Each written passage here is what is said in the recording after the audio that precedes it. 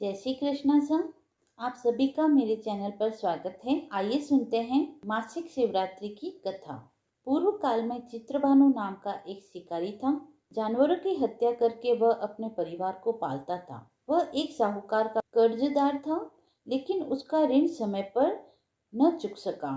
क्रोधित साहूकार ने शिकारी को शिव मठ में बंदी बना लिया। संयोग से उस दिन शिवरात्रि थी। शिकारी ध्यान मग्न होकर शिव संबंधी धार्मिक बातें सुनता रहा। चतुर्दशी को उसने शिवरात्रि व्रत की कथा भी सुनी। शाम होते ही साहूकार ने उसे अपने पास बुलाया और ऋण चुकाने के विषय में बात की। शिकारी अगले दिन सारा ऋण लौटा देने का वचन देकर बंधन मुक्त हो गया। अपनी दिनचर्या की भांति वह जंगल में शिकार के लिए निकला, लेकिन दिन भर बंदी गृह में रहने के कारण भूख प्यास से व्याकुल था। शिकार खोजता हुआ वह बहुत दूर निकल गया। जब अंधेरा हो गया तो उसने विचार किया कि रात जंगल में ही बितानी पड़ेगी। एक तालाब के किनारे एक बेलपत्र के पेड़ पर चढ़ रात बीतने का इंतजार करने लगा। बिल्व वृक्ष के नीचे शिवलिंग था, जो बिल्व पत्रों से ढका हुआ था। शिकारी को इस बात का पता नहीं था। पड़ाव बनाते समय उसने जो टहनियां तोड़ी वे संयोग से शिवलिंग पर गिरती चली गई। इस प्रकार दिन भर भूखे प्यासे शिकारी का व्रत भी हो गया और शिवलिंग पर बिलपत्र भी चढ़ गए।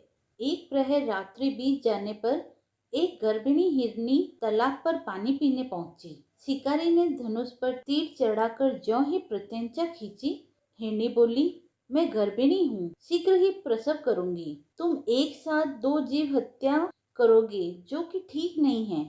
मैं बच्चे को जन्म देकर शीघ्र ही तुम्हारे समक्ष प्रस्तुत हो जाऊंगी, तब तुम मुझे मार लेना। शिकारी ने प्रत्यंचा ढीली कर दी और हिरनी जंगली झाड़ियों में लुप्त हो गई। प्रत्यंचा चढ़ाने तथा ढीली करने के वक्त कुछ बिल्व पत्र अनायास ही टूटकर शिवलिंग पर गिर पड़े। इस प्रकार उसने अनजाने में ही प्रथम पहर का पूजन भी संपन्न कर लिया। कुछ ही देर बाद एक और हिरनी उधर से निकली। शिकारी की प्रसन्नता का ठिकाना न रहा। समीप आने पर उसने धनुष का बाण चढ़ाया। तब उसे देख हिरनी ने विनम्रता पूर्वक निवेदन किया कि मैं थोड़ी देर पहले ऋतु से निवृत्त हुई हूँ, कामातुर विरहिणी हूँ, अपने प्रिय की खोज में भटक रही हूँ। मैं अपने पति से मिलकर शीघ्र ही तुम्हारे पास आ जाऊंगी। शिकारी ने उसे भी जाने दिया। 2 बार शिकार को खोकर उसका माथा ठनका। वह चिंता में पड़ गया। रात्रि का आखिरी पहर भी बीत रहा था। इस बार भी धनुष से लगकर कुछ बेलपत्र शिवलिंग पर जा गिरे तथा दूसरे प्रहर की पूजा भी संपन्न हो गई। तभी एक अन्य हिरनी अपने बच्चों के साथ उधर से निकली। शिकारी के लिए यह स्वर्णिम अवसर था। उसने धनुष पर तीर चढ़ाने में देर नहीं लगाई। वह तीर छोड़ने ही वाला था कि हिरनी बोली, हे शिकारी, मैं इन बच्चों को इनके पिता के हवाले करके लौट आऊंगी। इस समय मुझे मत मारो। सामने आए शिकार को छोड़ दूं?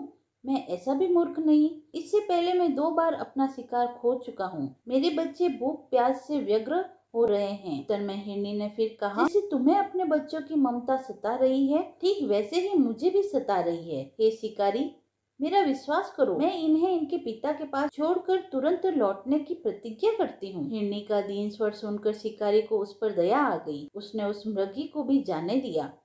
शिकार के अभाव में भूख प्यास से व्याकुल शिकारी अनजाने में ही बेल वृक्ष पर बैठा बेल पत्र तोड़ तोड़ कर नीचे फेंकता जा रहा था। वो पटने को हुई तो एक हष्ट पुष्ट मृग उसी रास्ते पर आया। शिकारी ने सोच लिया कि इसका शिकार तो वह अवश्य करेगा। शिकारी की प्रत्यंचा देखकर मृग विनीत स्वर में बोला, हे शिकारी, यदि तुमने मुझसे पूर्व आने वाली 3 मृगियों तथा छोटे छोटे बच्चों को मार डाला है, तो मुझे भी मारने में विलंब न करो, ताकि मुझे उनके वियोग में एक क्षण भी दुख न सहना पड़े। मैं उन हिरनियों का पति हूँ। यदि तुमने उन्हें जीवन दान दिया है, तो मुझे भी कुछ क्षण का जीवन देने की कृपा करो। मैं उनसे मिलकर तुम्हारे समक्ष उपस्थित हो जाऊंगा। मृग की बात सुनते ही शिकारी के सामने पूरी रात का घटनाक्रम घूम गया। उसने सारी कथा मृग को सुना दी। मृग ने कहा, मेरी तीनों पत्नियां जिस प्रकार प्रतिज्ञाबद्ध होकर गई है, मेरी मृत्यु से अपने धर्म का पालन नहीं कर पाएगी। अतः जैसे तुमने उन्हें विश्वास पात्र मानकर छोड़ा है, वैसे ही मुझे भी जाने दो। मैं उन सब के साथ तुम्हारे सामने शीघ्र ही उपस्थित होता हूँ। शिकारी ने उसे भी जाने दिया। इस प्रकार प्रातःकाल हो गया। उपवास, रात्रि जागरण तथा शिवलिंग पर बेलपत्र चढ़ने से अनजाने में ही शिवरात्रि की पूजा पूर्ण हो गई। पर अनजाने में भी की हुई पूजा का परिणाम उसे तत्काल मिला। शिकारी का हिंसक हृदय निर्मल हो गया, उसमें भगवत भक्ति का वास हो गया। थोड़ी देर बाद जब वह मृग सपरिवार शिकारी के समक्ष उपस्थित हुआ ताकि वह उनका शिकार कर सके, किंतु जंगली पशुओं की ऐसी सत्यता, सात्विकता एवं सामूहिक प्रेम भावना देखकर शिकारी को बड़ी ग्लानि हुई। उसने मृग परिवार को जीवन दान दे दिया। अनजाने में ही शिवरात्रि के व्रत का पालन करने पर भी शिकारी को मोक्ष की प्राप्ति हुई। जब मृत्युलोक में यमदूत उसके जीव को ले जाने आए तो शिव गणों ने उन्हें वापस भेज दिया तथा शिकारी को शिवलोक ले गए। शिव जी की कृपा से ही अपने इस जन्म में राजा चित्रभानु अपने पिछले जन्म को याद रख पाए तथा महाशिवरात्रि के महत्व को जानकर उसका अगले जन्म में भी पालन किया। कथा समाप्त हुई। यदि आपको कथा पसंद आई हो तो आप मेरे चैनल को लाइक, शेयर एंड सब्सक्राइब करें। धन्यवाद।